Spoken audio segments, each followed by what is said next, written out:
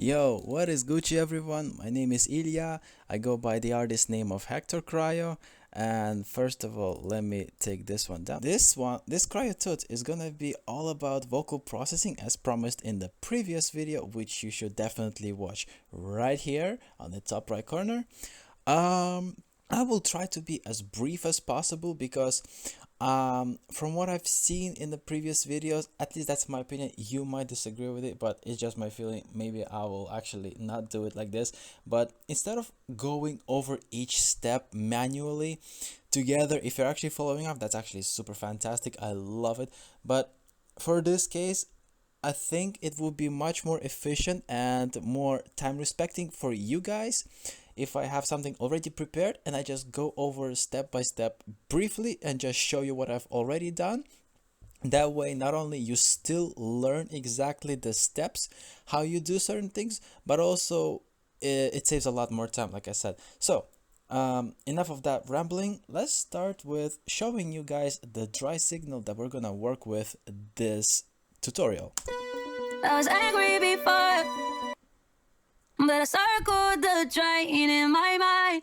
So this nicely recorded vocal is, as you can hear, is very well recorded in a very well acoustically treated environment. And very important tip before you guys even proceed to even considering mixing or processing any sample, not just vocals, is making sure that any microphone, any setup that you have, regardless of your budget, you must have some sort of a sound absorber in your room. Is those, like, you know, these big black foamy things that they actually absorb sound and they do not let any like signal to reverberate. It's basically reflecting from the hard surfaces, which produces the room noise. And room noise is, in 99% of the time, is impossible to be fixed in post, because regardless of how well you may process the signal that you want, that room noise is gonna stay there, and it's gonna be affected by anything that you slap on, whether it's some OTT multiband compression or you EQ the crap out of the low and high end. You're gonna eventually ruin the signal, and that's really not Gucci. So, but in our case, that is not the case.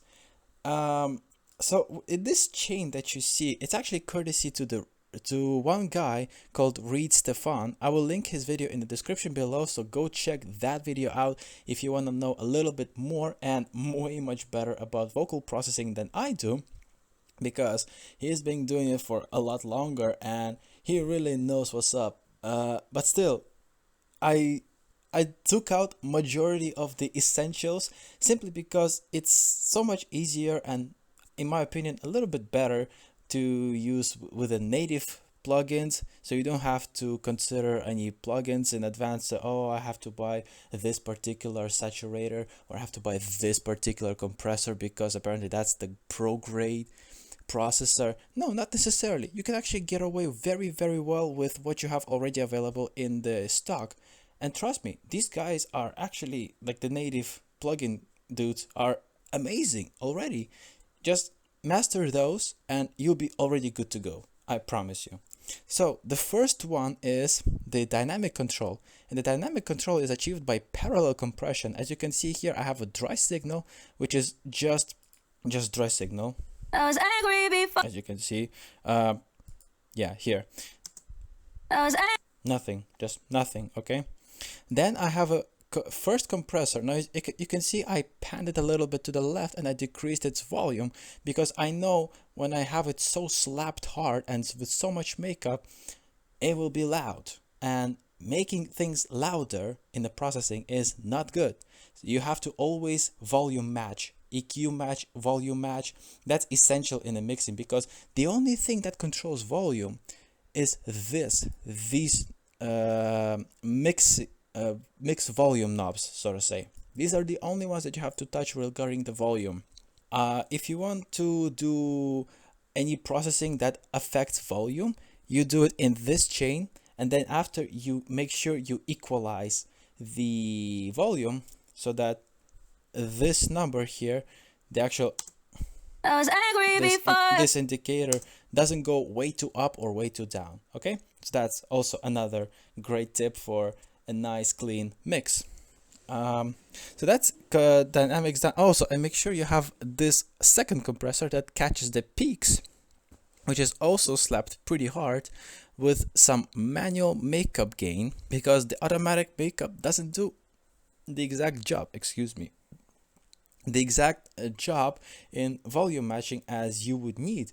So do that manually. It's much more preferable this I was way, angry before. and you have much more control of it, But I right? circled the drain in So my here, mind. just make sure that you have fast attack, some bit of release in both glue compression or SSL bus compressor and the regular compressor. Fast attack, some release, a bit of a high knee because we're dealing with vocals and we don't want the compression to act harshly on them. These are smooth signals, okay? So that's why high knees. What else? And yeah, and keep a decent ratio in between 2.7 to 4-ish. And then you'll be good to go, right? And make sure you pan each to a little, just a bit, not too much, to left or right, so that it gives you a bit of a more wider and more stereo-ish lead vocal. And in this way, it doesn't occupy the center, because if you just occupy only the center, it's not really good. You won't hear it as big. It will just seem a bit louder. You rather want to have a bigger sound, okay? So that's the dynamic control taken care of. Then we go to Subtractive EQ. Here I just basically took out all the unnecessary low end that would interfere, of course, with the kicks and the subs. Always take out any low end. That's just like EQing 101 in the mixing. Always low end is, except for kicks and subs, is the disaster. It's the cause for muddy mixes. I also took out a little bit of on the way high end, because we don't want any sibilance in this side, because it's just unnecessary, and it's, I don't know, it also causes a bit of mud and this piercing-ish aspect. And then here, now if you watched my first video on the overtones and how frequencies work, you'll see I did something pretty familiar. I took out the nasty ones to make sure that some of the harmonics, some of the bad ones, do not interfere with the fundamental tone, which hits somewhere around here, near the point where I low cut, right? So that's what I did here in the Subtractive EQ. Then you want to make sure that you take out a bit of this hissing on certain harsh transients on the letters f, s, t, t, k.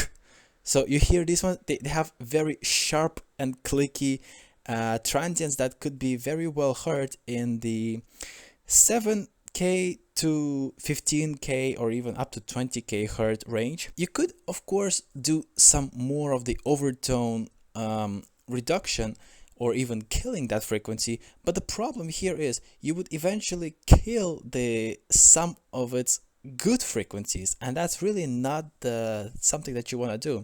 So you just slap on a de-esser. Now for Ableton users, it's really cool, because for a native plugin, if you go to a compressor preset here, you have a preset called de-esser, and you literally slap that in. All you have to take care of is select the frequency range that you wanna take care of and set the threshold so it actually starts appearing at a certain level, as you can see here. But I circled the drain in my mind.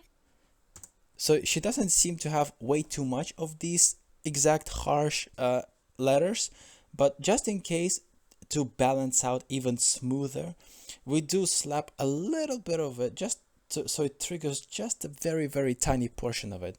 Okay? Now, with that said, we will lose a bit of a volume on, as I said again, in a good frequency. So you want to make that up by bumping, as a rule of thumb, for vocals, there is a really sweet spot up from 5K hertz and above. So it gives you this more brightness. So check this out. I was angry before, but I circled the drain in my mind. It's subtle, but in the context, it will make much more sense especially when we put some of the nice effects, the ones that actually should be at the end, such as delay, for example. I was angry before, but I circled the drain in my mind. You hear how beautiful those high-end the delays sound, especially when you accent those with the slightly bumped high-end. It just sounds way sweeter. It sounds way brighter. And also make sure here in the gain I reduced a bit, because we increased some volume here. You have to match the volume here as well, so it doesn't appear a bit louder than usual. It should be more or less equal. So that's the delay. And well, obvious one, what's a good, well-processed vocal without a reverb on? I was angry before, right? but I circled the drain in my mind. Well, let's hear it in the context, shall we? I can't find. Don't let the sun go down. I was angry before, but I circled the drain in my mind. Now pay attention when I do a comparison without this processing chain and with the processing chain. Pay very close attention. I was angry before, but I circled the drain in my mind. I can't find. It sounds just amazing, right? And you can go even further than that. What a lot of professional musicians and producers do when working with the vocalist, they would duplicate that lead sound, as I did already here, for example. Of course, first of all, they would decrease the volume because you don't want them to be way too loud.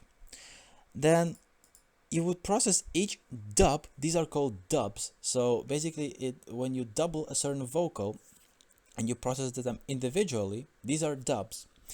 And what you can do with dubs is, well, for example, this hits at a certain note of a certain octave. Well, here you could decrease it by a whole octave down, like this, for example. Just much deeper one, and if you put them together. I was angry before, but I circled the drain in my mind. It sounds a bit more professional, don't you think so? And that's really nice. That's actually what you want to do. Also, make sure you pan those as well for a little bit more of a stereo effect. Now for this one, I increased it by a perfect fifth, which is 7 semitones. I also changed the warping mode because I wanted to play around a bit with maybe formats. I wanted it to sound a little bit different, have some of its own unique character. And I put on, because it's a more of a high-end dub, I put some distortion on it. So by itself, it sounds something like this.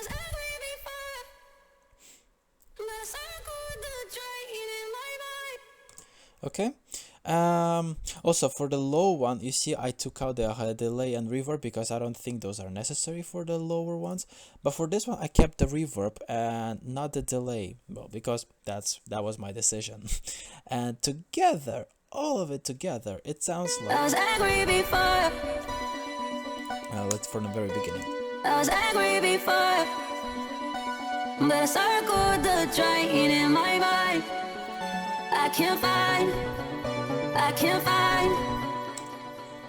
Beautiful.